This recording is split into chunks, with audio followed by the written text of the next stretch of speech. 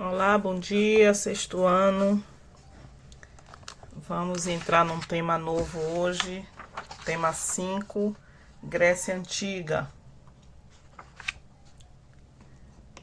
Iniciar o capítulo 1 na página 124. O objetivo do capítulo é explicar a formação da Grécia Antiga, analisar as contribuições culturais dos povos que viveram na Grécia Antiga, analisar os vestígios materiais desses povos e explicitar as estruturas políticas, sociais e culturais. A formação da Grécia Antiga. A região da Península Balcânica foi habitada há milhares de anos, desde pelo menos 4.500 anos antes de Cristo, por pessoas vindas do Oriente. Durante aproximadamente 2 milênios, os habitantes da região mantiveram a própria formação de organização social e política em um sistema econômico com base na produção agrícola e de animais, o pastoreio. Assim, antes da chegada dos povos que dariam origem aos gregos, a região já era dominada pelos cretenses e pelos micênicos. Essas sociedades eram organizadas socio e politicamente a exercerem influências sobre outros povos da época. As cidades de Creta e seus palácios. A primeira sociedade a se desenvolver no território que se tornaria a Grécia surgiu na ilha de Creta, entre os séculos 22 e 15 a.C. Essa sociedade construiu cidades com grandes e ricos palácios. Erguidos sobre colinas, os palácios eram compostos de muitas salas ligadas umas às outras, sem corredor, com a sala do trono ao centro.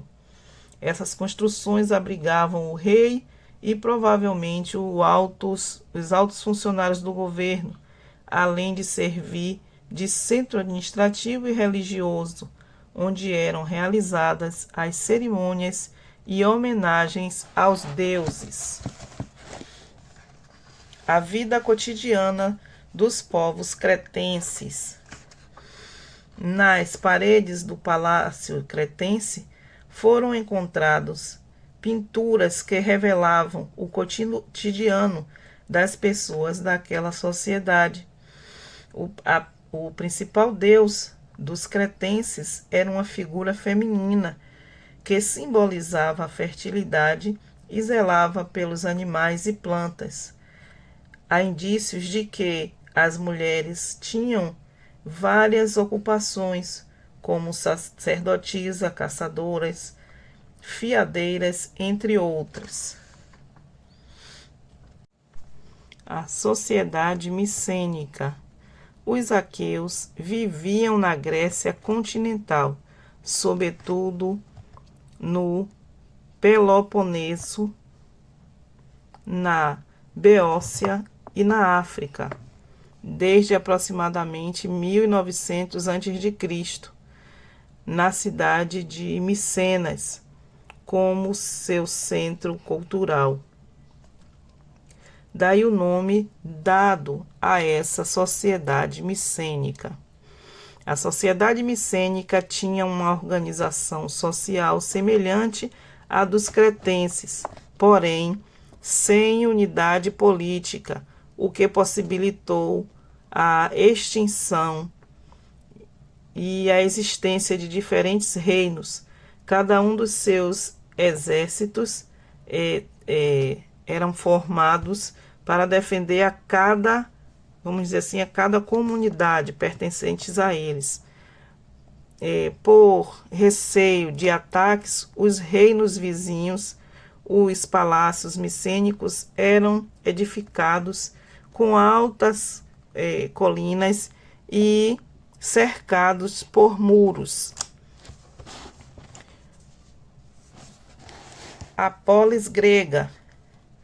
Com o fim do poder dos reis micênicos, as comunidades chamadas de genos passaram a ser governadas por grupos de famílias que se destacavam pelo controle de terras. O chefe dessa comunidade exercia funções administrativas, judiciárias e religiosas, e cabia a ele a divisão de terras comunais, o que lhe possibilitava beneficiar os próprios parentes na divisão. Como sempre, quando se dá poder a alguém para dividir algo entre as pessoas, tem-se o péssimo hábito de dividir entre os próprios parentes. A organização da polis. Com a organização de um Estado centralizado, constituíram-se os espaços públicos. Por ser o centro da cidade, esses espaços contavam com importantes edifícios públicos, templos e lojas. Cada polis tinha o próprio governo e suas leis. Em polis maiores, como Atenas e Corinto, o governo estabelecia calendários específicos, cunhava as próprias moedas e criava pesos e medidas que serviam de referência para o comércio. Estrutura social. A formação dos polis gregos ocorreu com base em laços familiares. Dessa forma, as pessoas que viviam nessas cidades tinham costume e crenças comuns e praticavam cultos aos mesmos deuses. Em geral, a estrutura social das polis caracterizavam-se pela seguinte divisão: nobres, artesãos, pequenos proprietários, agricultores e, na base da sociedade, servos e escravos. Apesar de as cidades-estados gregas terem sido diferentes uma das outras, a divisão social era basicamente a mesma, variando apenas as nomenclaturas e algumas poucas características entre elas. Uma fundamental: nem todas as polis adotavam a escravidão. Então, o que a gente observa na Grécia Antiga é que a base da pirâmide era os pobres e os escravos, assim como hoje, né? Não podemos dizer que temos escravos, mas podemos dizer que temos uma classe trabalhadora que sustenta essa pirâmide, né? Essa base que sustenta para que os mais ricos possam se manter, para que os políticos possam se manter. E isso só será possível ser mudado se as pessoas aprenderem a votar, né? Se as leis do país for mais severa contra a corrupção, se vamos falar assim diretamente do Brasil, se o brasileiro tiver educação, princípio, para não trocar o seu voto por uma festa, um churrasco, né? Então, desde o início do mundo, que a sociedade é fundamentada a se sustentar em cima do pobre, né? A nobreza, a parte rica se sustenta em cima da necessidade do pobre.